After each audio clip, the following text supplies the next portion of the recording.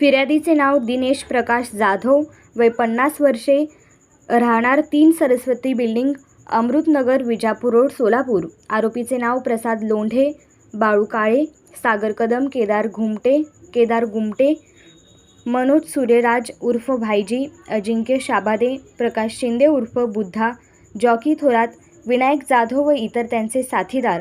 मयताचे नाव अथर्व दिनेश जाधव, व 19 वर्षे, राहणार 3 सरस्वती बिल्डिंग, अमृतनगर, विजापूर रोड, सोलापूर.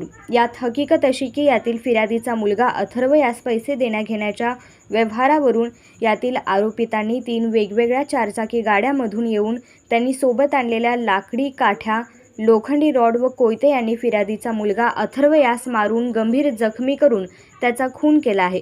तसेच त्याच्या सोबत असणारे प्रदीप मंगळवेढेकर, शिवकुमार तंबाखे, राहुल साठे, समर्थ माटे यांना मारहाण केली आहे.